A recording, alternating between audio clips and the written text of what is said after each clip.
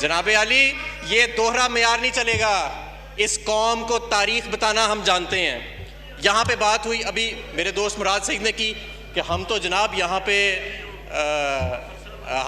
पे बात करेंगे सेहत के ऊपर, तालीम के ऊपर, लेकिन जनाब यहाँ से ऑनरेबल मेंबर खड़े हुए और अपने केस का बयान शुरू कर दिया, अपनी कंपनी की बैलेंस शीट देनी शुरू कर दी। हम यहाँ बात कर रहे हैं कि मिसाके जमहूरियत करें कि लोगों को सेहत कैसे देना है, तालीम कैसे देनी है। वो अपने असासों के लिए बैठ गए कि मेरे असासों की तहकीक हो रही है, इसलिए सीपैक भी खतरे में पड़ गया, कश्मीर भी खतरे में पड़ गया, पाकिस्तान की सलामती भी खतरे में पड़ गई। ऐसे नहीं चलेगा जनाब। बात आइन और आइन की बालादस्ती की बात कर रहे हैं, जमहूरियत की बालादस्ती की बात कर रहे हैं, और दूसरी तरफ ख़ानदानों की गुलामी कर रहे हैं।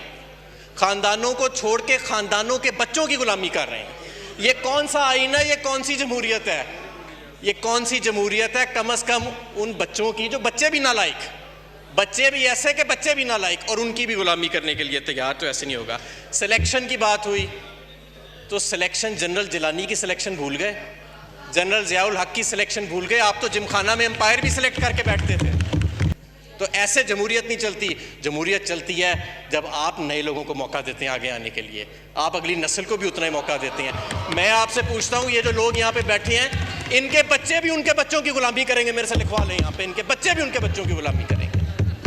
अगर आज 11,000 पॉइंट अगस्त से लेके अब तक आपकी स्टॉक मार्केट ऊपर गई है, अगर आज 28 point ease of doing business आपकी ऊपर गई है, तो ये पाकिस्तान तहरीके इंसाफ की 15 साल की हुकूमत की कामयाबी है।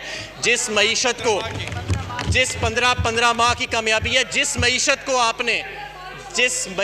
को आपने बड़ी मेहनत के साथ बारूदी सुरुंगें बिछा के तबाही के लिए तैयार किया था, इनको ये हज़म नहीं हो रहा कि वो मईशत जो है वो कैसे बचा ली गई है। ये पाकिस्तान तहरीक इंसाफ की। और जहाँ तक आपके केस हैं, आप उनका जवाब दें कोर्ट में जाके। इस फोरम को इस्तेमाल करें लोगों के मसाइल हल करने के लिए। इस फोरम को आपकी बैलेंस शीट अपनी कंपनी की बताने के लिए इस्तेमाल ना करें।